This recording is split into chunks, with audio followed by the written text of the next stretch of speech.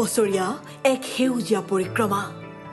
এটি কলি দুটিপাতৰ স্বৰ্ণীল যাত্ৰাই অসমত মুকলি কৰিছিল সম্ভাৱনাৰ নতুন দুৱাৰ।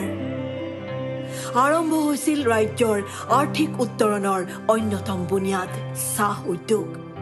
অসমৰ সিংফৌসকলে সুস্বাস্থ্যৰ বাবে পান কৰা স্বাস্থ্যকৰ পানীয়বিধ বিশ্ববাসীৰ ওচৰ পালেগৈ পৃথিৱীৰ সৰ্বাধিক চাহিদা থকা পানীয় হৈ।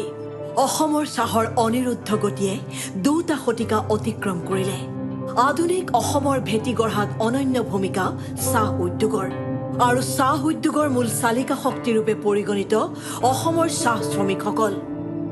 ব্ৰিটিছ শাসনকালৰ পৰাই চাহ শ্ৰমিকসকলৰ কঠোৰ শ্ৰমে এক অভিজাত জীৱনশৈলী প্ৰদান কৰি আহিছে অসমৰ জনজীৱনক। চাহ উদ্যোগৰ প্ৰয়োজনীয়তাতেই বিহাৰ, ঝাৰখণ্ড, উৰিষ্যা, তামিলনাডু আদি ৰাজ্যৰ পৰা অসমলৈ আহি বিগত 200 বছৰ দেহাৰ ঘাম মাটিত পেলাই চাহ উদ্যোগক জীয়াই ৰাখিবলৈ অহোপুৰুষাৰ্থ কৰিছে চাহ শ্ৰমিকসকলে। তুলা যেমন তেমন কলম কাটা বাড়ারে দিগদারি এমনি করে দেওয়া মুখে ছাড়া ছাড়ি বিঙ্গুন মারিল চকিদার ডাকিল কাম যাতে হবে মুখে তাড়াতাড়ি। কিন্তু দুৰ্ভাগ্যজনকভাৱে চাহ শ্ৰমিকৰ জীৱন যাপনৰ মান সুদীৰ্ঘকাল হৈ থাকিল অপৰিৱৰ্তিত, অৱহেলিত। স্বাধীনোত্তৰ ভাৰতত ৰাজনৈতিক পৃষ্ঠপোষকতাৰ অভাৱত বঞ্চিত জাতি হৈ ৰৈ গৈছিল চাহ জনগোষ্ঠীৰ লোকসকল। কিন্তু সময় সলনি হ'ল। বিগত 12 বছৰে অগ্ৰগামী প্ৰধানমন্ত্ৰী নৰেন্দ্ৰ মোদীৰ নেতৃত্বত মুখ্যমন্ত্ৰী ডক্টৰ হিমন্ত বিশ্ব শৰ্মা তথা ৰাজ্য চৰকাৰৰ ঐকান্তিক প্ৰচেষ্টাত চাহ শ্ৰমিকৰ জীৱনলৈ এতিয়া বৈছে উন্নয়নৰ গংগা।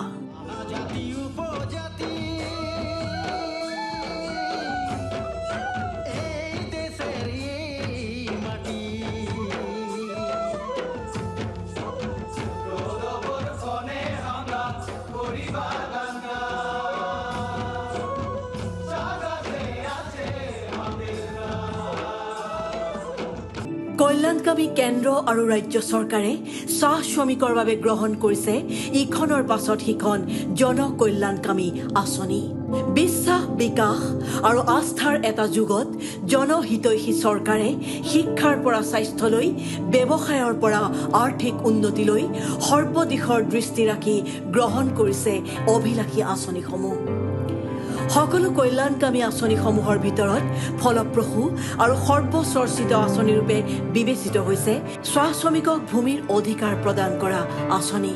অৰ্থাৎ 200 বছৰৰ পাছত চৰকাৰৰ উদ্যোগত চাহ শ্ৰমিকক মাটিৰ পট্টা প্ৰদান কৰি চৰকাৰে ৰচনা কৰিলে এক সাফল্যৰ ইতিহাস। बीजेपी एनडीए की डबल इंजन सरकार की पहचान संवेदनशीलता से है, सुशासन से है। देश के हर क्षेत्र, हर वर्ग का विकास जिनकी मेहनत से असम की वैश्विक पहचान को बल मिला, जिनकी उगाई चाय की खुशबू दुनिया भर में भारत की पहचान बनी, आज उन साथियों को बीजेपी एनडीए सरकार सम्मान भी दे रही है और सहायता भी दे रही है।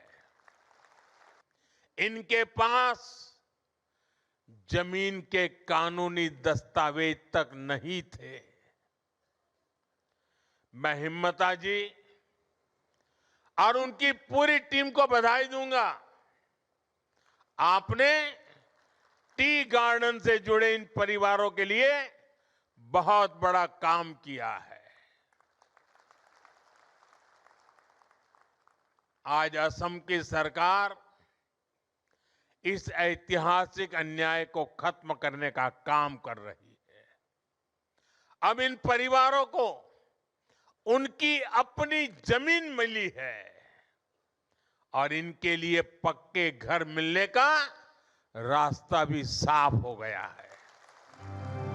চাহ শ্ৰমিকসকলৰ অৱস্থা আৰু শতিকাজোৰা বঞ্চিত মনৰ ব্যথা অন্তঃকৰণেৰে উপলব্ধি কৰি ৰাজ্যৰ জনহিতৈষী মুখ্যমন্ত্ৰী ডক্টৰ হিমন্ত বিশ্ব শৰ্মাই ৰাজ্যত আৰম্ভ কৰিলে চাহ শ্ৰমিকৰ সৰ্বাংগীন মংগল আৰু সবলীকৰণৰ আন্দোলন। পঞ্চদশ বিধানসভাৰ শীতকালীন অধিৱেশনত 1956 চনৰ লেণ্ড হোল্ডিং আইনৰ সংশোধন ঘটাই চাহ শ্ৰমিকৰ ভূমিৰ পট্টা প্ৰদানৰ পথ প্ৰশস্ত কৰা হ'ল। Assam fixation of ceiling and land holding amendment bill 2025 গৃহীত কৰি আইনলৈ ৰূপান্তৰ কৰা হ'ল আৰু 3 লাখতকৈ অধিক চাহ শ্ৰমিকৰ পৰিয়ালক ভূমিৰ অধিকাৰ প্ৰদানৰ ঐতিহাসিক সিদ্ধান্ত গ্ৰহণ কৰিলে ৰাজ্যিক কেবিনেটে। আজি মাটিৰ পট্টা 200 বছৰৰ পাছত আমাক দিছে। আমি এইটো লৈ পেলাই আমি চৰকাৰক ধন্যবাদ জনাইছোঁ, নৰেন্দ্ৰ মোদী ছাৰক ধন্যবাদ জনাইছোঁ আৰু হিমন্ত বিশ্ব শৰ্মাক ধন্যবাদ জনাইছোঁ। আৰু ভাল এতিয়া বহুত ভাল, মানে চৰকাৰটো বহুত ভাল আগতকৈ। এতিয়া মাটি পাটাটো দিলে, আগত কিমান বছৰৰ পৰা দিয়া নাছিলে, এতিয়া মাটি পাটাটো দি পেলাই বহুত ভাল লাগিলে। চৰকাৰে আমাক যিখিনি সা সুবিধা দিছে ধন্যবাদ, আৰু 200 বছৰ পাছত আমাক দিছে পট্টা, সেইটো কাৰণে মই ধন্যবাদ জনাইছোঁ। বাগানে পাটা দিয়াৰ বাবে ডক্টৰ হিমন্ত বিশ্ব শৰ্মাক ধন্যবাদ জনালি। 826খন চাহ বাগিচাত পৰ্যায়ক্ৰমে ভূমি বন্দোবস্তীকৰণৰ দিহা কৰা হ'ল। চাহ শ্ৰমিকৰ লেবাৰ লাইনত কেইবা প্ৰজন্ম ধৰি বাস কৰা শ্ৰমিকসকলৰ নিৰাপত্তাহীনতা আঁতৰাই মৰ্যাদা সম্পন্ন জীৱন প্ৰদান কৰাৰ উদ্দেশ্যৰে তেওঁলোকক মাটিৰ মালিকী স্বত্ব প্ৰদান কৰাৰ প্ৰক্ৰিয়া ইতিমধ্যেই আৰম্ভ হৈছে। বাগানে বাগানে শেহতীয়া ৰবৰ্টো টেকনলজি ব্যৱহাৰ কৰি প্ৰয়োজনীয় জৰীপ আৰু পুনৰীক্ষণৰ কামো দ্ৰুতগতিত চলি আছে। প্ৰথম পৰ্যায়ত 80টা বিধানসভা সমষ্টিত চাহ বাগিচাৰ শ্ৰমিকক মাটিৰ পট্টা প্ৰদান কৰাৰ ব্যৱস্থা কৰা হৈছে। মুখ্যমন্ত্ৰী ডক্টৰ হিমন্ত বিশ্ব শৰ্মাই অনলাইন পত্ৰ বিতৰণ কৰি আঁচনিখনৰ শুভাৰম্ভ কৰিছিল। মই চৰকাৰক ধন্যবাদ দিব বিচাৰিছোঁ যে এই আমাৰ মাটিৰ পাট্টা ইমান দিনৰ পৰা হোৱা নাছিলে, এই দিয়াৰ কাৰণে মই ধন্যবাদ দিছোঁ আৰু বহুত ভাল লাগিছে। সঁচাকৈ আমাৰ কাৰণে বহুত ডাঙৰ কথা যে আমার মাটি এডোখর নাছিলে, আজি সরকারে দিয়ার কারণে ধন্যবাদ দিছোঁ। আমাদের বিজেপি সরকারকে আরও ধন্যবাদ জানাচ্ছি যাতে আমাদের মাটির পাট্টাটা দেওয়ার কারণে। আরও মানে কোনো সরকারেই কোনো নাই দিয়ে রহে, বিজেপি সরকারটা হয়ে কেনে বহুতখিনিয়ে করে দিল। আজিকালি ল'ৰা ছোৱালীকে তাদের পড়াতেই নাই পারতিক চাগে কলেজে, কেনে অসম সরকারে এটা হওয়ার কারণে এখন আজি আমাদের সেনাপোনাগুলো আগুয়াই লে কেনে যাতে পারছি। চাহ বাগিচাৰ লেবাৰ লাইনৰ ভূমি প্ৰথমে বাগিচা কৰ্তৃপক্ষৰ পৰা চৰকাৰে অধিগ্ৰহণ কৰি চাহ বাগিচাৰ স্থায়ী শ্ৰমিকলৈ হস্তান্তৰকৰণ প্ৰক্ৰিয়া সম্পূৰ্ণ কৰিছে। অন্ত হ'ব চাহ শ্ৰমিকৰ 2 শতিকাজোৰা নিৰাপত্তাহীনতা। 200 বছৰৰ পাছত যে মাটিৰ পট্টাটো দিলে সেইটো কাৰণে ধন্যবাদ। আৰু ভাল, আৰু এতিয়া বহুত ভাল, মানে চৰকাৰটো বহুত ভাল আগতকৈ। এতিয়া মাটি পাটাটো দিলে, আগত কিমান বছৰৰ পৰা দিয়া নাছিলে, এতিয়া মাটি পাটাটো দি পেলাই বহুত ভাল লাগিলে। স্বাধীনতাৰ 77 বছৰৰ পাছত ৰাজ্যলৈ আহিছে এই ঐতিহাসিক ক্ষণ। চাহ শ্ৰমিকৰ ভূমিৰ পট্টা প্ৰদান ৰাজ্য চৰকাৰৰ অভিলাষীপন। অসমৰ চাহ উৎপাদনৰ মূল আহিলা এটি কলি দুটি পাতৰ নামেৰে চাহ বাগিচাৰ স্থায়ী শ্ৰমিকক 5,000 টকাকৈ এককালীন সাহায্য প্ৰদান কৰি জনকল্যাণৰ এক অনন্য উদাহৰণ দাঙি ধৰিলে ৰাজ্য চৰকাৰে। এটি কলি দুটি পাত আঁচনিৰে এই ব্যৱস্থা কাৰ্যকৰীকৰণ কৰা হৈছে। 5,000 টকাটো আমি কেনেকৈ দিম? আপোনালোকক আমি এটা চেক দিম। চেকটো কাক দিম? বাকী জাগাত আজিয়ে বিতৰণ কৰিব দুমদুমাত 33,000 একেলগে বিতৰণ নহ'ব। আমি ষ্টেজত চেকখিনি দি দিম।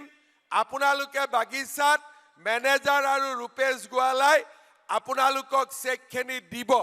এটিকলি দুটি পাত এই আমাৰ আঁচনি আছিলে, চবকে আমাৰ যিমান আছে আদিবাসী মানুহ আছে বাগানত চবকে দিছে 5,000 টকা। আমাৰ বহুত ভাল হ'ল আৰু আমাক 5,000 টকাটো দিলে যে ল'ৰা ছোৱালী পঢ়া লিখাৰ কাৰণে সুবিধা হ'ল, সেইটো কাৰণে চৰকাৰক মই ধন্যবাদ জনাইছোঁ। এটিকলি দুটি পাত 5,000 টাকা দিয়াৰ কাৰণে এটাও ধন্যবাদ জনালি। চাহ শ্ৰমিকৰ সন্তানৰ শিক্ষাৰ প্ৰতিও দায়বদ্ধ ৰাজ্য চৰকাৰ। শিক্ষাৰ অধিকাৰৰ পৰা যাতে বঞ্চিত হ'ব নালাগে বাগিচাৰ শিশু, তাৰ বাবে বাগিচা অঞ্চলত বিদ্যালয় প্ৰতিষ্ঠা আৰু অত্যাধুনিক আন্তঃগাঁথনিৰে সুসজ্জিত কৰাৰ ব্যৱস্থা কৰিছে ৰাজ্য চৰকাৰে। উচ্চ শিক্ষাৰ বাবে বাগিচা অঞ্চলত স্থাপন কৰা হৈছে 2 শতাধিক আদৰ্শ বিদ্যালয়। চৰকাৰে আমাক স্কুল দিছে যাতে আমি পঢ়ি পেলাই ভালকৈ ভাল মানুহ হ'ম। সেইকাৰণে চৰকাৰক আমি অসম চৰকাৰক আমি ধন্যবাদ জনাইছোঁ আৰু লগতে মামাকো ধন্যবাদ জনাইছোঁ। চৰকাৰে আমাক স্কুল দিয়াৰ কাৰণে আমি সুবিধা পাইছোঁ, চৰকাৰক আমি ধন্যবাদ কৰিছোঁ। চাহ শ্ৰমিকৰ ক্ষেত্ৰতো এটা আমূল পৰিৱৰ্তন আহিছে। আগতে বন্ধুৱা গোলামৰ দৰে আছিলে বা আমি তেনেধৰণে ভাবোঁ, কিন্তু স্বাধীন ভাৰতৰ পিছত এইখিনি সম্পূৰ্ণ সলনি হৈছে। চাহ বাগিচা চাহ শ্ৰমিকৰ সন্তানসকলক শিক্ষা দীক্ষা দিয়াৰ ক্ষেত্ৰত ভাৰত চৰকাৰ আৰু অসম চৰকাৰে যথেষ্টখিনি ব্যৱস্থা কৰিছে। মই আশা কৰিম যে চাহ উদ্যোগ আৰু চাহ শ্ৰমিক আৰু অসমৰ জনসাধাৰণৰ সৈতে যি সম্পৰ্ক এই সম্পৰ্ক অতাই অটুট থাকক আৰু অসমৰ চাহে বিশ্ব মানদণ্ডৰ যি চাহ উৎপাদন কৰি আছে সেই কাৰ্য অব্যাহত ৰাখক। মই অসম চৰকাৰক জনাব বিচাৰোঁ যে বৰ্তমান অসমত যিবোৰ মডেল হাইস্কুল দি আছে বা বহুতখিনি বিদ্যালয় আনুষ্ঠানিকভাৱে প্ৰস্তুত কৰি দিছে আমাৰ ছাত্ৰ ছাত্ৰীৰ বাবে, আৰু এই মডেল হাইস্কুলবিলাক দিয়াৰ বাবে অসম চৰকাৰক আমি আন্তৰিকতাৰে ধন্যবাদ আৰু কৃতজ্ঞতা জ্ঞাপন কৰিছোঁ। প্ৰধানমন্ত্ৰী নৰেন্দ্ৰ মোদীৰ 12 বছৰীয়া কাৰ্যকালৰ অন্যতম সফল আঁচনি হ'ল বাগিচাৰ ধন জন পুৰস্কাৰ মেলা। স্বাধীনতাৰ 73 বছৰৰ পাছতো বেংক ব্যৱস্থাৰ লগত সংযোগ হোৱাৰ পৰা আঁতৰি থাকিব লগা হৈছিল চাহ শ্ৰমিকসকল। তেতিয়াও সাপ্তাহিক নগদ ধন প্ৰদানৰ পুৰণি ব্যৱস্থাৰ মাজতে আবদ্ধ হৈ আছিল চাহ শ্ৰমিকসকল। বেংক ব্যৱস্থাক চাহ বাগিচাৰ মাজলৈ লৈ গৈ চাহ শ্ৰমিকৰ দীৰ্ঘদিনীয়া আৰ্থিক অনিশ্চয়তাক আৰ্থিক নিৰাপত্তালৈ ৰূপান্তৰ কৰাৰ কথা চিন্তা কৰিলে মোদী চৰকাৰে।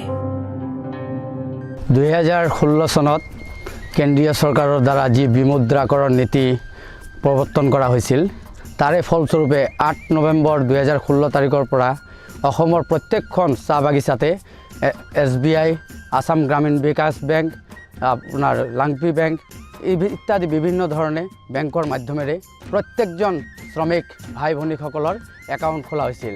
চাহ শ্ৰমিকসকলক বেংক ব্যৱস্থাৰ লগত জড়িত হোৱাত বাধা দিব পৰা কাৰণসমূহ দূৰ কৰি শ্ৰমিকক বিত্তীয় ব্যৱস্থাৰ সবলীকৰণ কৰাত সহায় কৰি দিলে এই আঁচনিয়ে। 2017-18 বৰ্ষতেই চৰকাৰে আৰম্ভ কৰিছিল চাহ বাগিচাৰ ধনজন পুৰস্কাৰ মেলা আঁচনি। ধন পুৰস্কাৰ মেলাৰ আঁচনি যিখিনি পইচা চৰকাৰে ভৰাই দিছে, আমি এইটোতে সন্তুষ্ট হৈছোঁ। এই চাহ বাগিচাৰ যি ধন পুৰস্কাৰ মেলা আঁচনি আমাক চৰকাৰে আগবঢ়ালে আমি নথৈ আনন্দিত।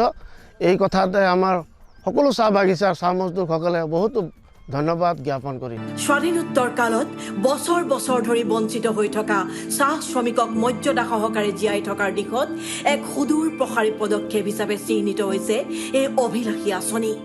আৰ্থ সামাজিক উন্নয়নৰ এক আন্দোলন গঢ়ি তোলাৰ প্ৰয়াসৰ নাম চাহ বাগিচাৰ ধনজন পুৰস্কাৰ মেলা। সজাগতা সৃষ্টি, সমতা স্থাপন, বিত্তীয় অৱস্থাৰ সবলীকৰণ আদি মহান উদ্দেশ্যৰে কাৰ্যকৰী কৰা এই আঁচনিয়ে চাহ শ্ৰমিকৰ বিত্তীয় উন্নয়নৰ দিশত নতুন দিগন্তৰ সূচনা কৰিলে। চাহ উদ্যোগৰ 200 বছৰীয়া গৌৰৱ উজ্জ্বল যাত্ৰাকালত ক্ষুদ্ৰ চাহ খেতিয়কসকলক উৎসাহ প্ৰদান কৰিবলৈ আৰু চাহ গৱেষণাৰ ক্ষেত্ৰত অগ্ৰগতিৰ দিশলৈ লৈ যাবলৈ টি বৰ্ড ইণ্ডিয়াৰ জৰিয়তে চৰকাৰে গ্ৰহণ কৰিছে বহু কাৰ্যকৰী পদক্ষেপ, যাৰ বাবে ৰাজ্যৰ প্ৰান্তে প্ৰান্তে গঢ়ি উঠিছে ক্ষুদ্ৰ চাহ বাগিচা আৰু ব্ৰডলিফ ফেক্টৰীসমূহ। ক্ষুদ্ৰভাৱে চাহ খেতিৰ লগত জড়িত আছোঁ আৰু লগতে মই ভাবিছোঁ যে আমাৰ অৰ্গেনিকলৈ লাহে লাহে কনভাৰ্ট কৰিব লাগে। আমি সেইকাৰণে সৰুকৈ মই দুখন বাৰী মই অৰ্গেনিক কৰি অৰ্গেনিক চাহপাতখিনি নিজেই হেণ্ড ৰোল কৰি পিনে থলুৱাভাৱে বনাই আৰু পৰাপক্ষত আমি গুৱাহাটী আৰু কলিকতালৈ অকণমানকৈ পঠিয়াই আছোঁ। স্মল টি গ্ৰোৱাৰ্ছ অসমত 40 বছৰ আগত হৈছে আৰু আমাৰ এই অঞ্চলত আজি 25 বছৰ আগৰ পৰা ষ্টাৰ্ট হৈছে। খেতিয়কবিলাক সৰু সৰু এৰিয়াত মানে চাহ খেতি কৰে, নিজাভাৱে ফেক্টৰী নাই। আমি নিজাভাৱে যদি কল ঘৰ বা ফেক্টৰী যদি বনাই ল'ব পাৰে, তেতিয়া আমি ভাবোঁ আনাদাৰ 200 ইয়াৰ্ছৰ আমাৰ স্মল গ্ৰোৱাৰ্ছখিনি প্ৰব্লেমটো একদমৰে নহ'ব। চাহ শ্ৰমিক তথা চাহ জনগোষ্ঠীৰ প্ৰতি থকা সদিচ্ছাৰ প্ৰতিফলন ঘটিছিল প্ৰধানমন্ত্ৰী মোদীৰ অসম ভ্ৰমণৰ কালত। চাহ শ্ৰমিকসকলৰ সৈতে চাহপাত তুলি ঝুমৈ গাই আন্তৰিকতাৰ পৰিচয় দিছিল প্ৰধানমন্ত্ৰী নৰেন্দ্ৰ মোদীয়ে। অসমৰ চাহৰ এই 200 বছৰীয়া গৌৰৱ উজ্জ্বল ইতিহাসৰ ধাৰাবাহিকতা বৈ থাকিব অনাদিকাললৈ। যোৱা 12টা বছৰত চৰকাৰে লোৱা আঁচনিসমূহে চাহ বাগিচাৰ শ্ৰমিকসকলৰ কল্যাণ সাধন কৰি অসমৰ চাহ উদ্যোগক নিত্য নতুন ৰূপত বিশ্বত প্ৰতিষ্ঠা কৰাত সহায় কৰিছে। এয়া নিৰলস আৰু অক্লান্ত প্ৰয়াস চৰকাৰৰ।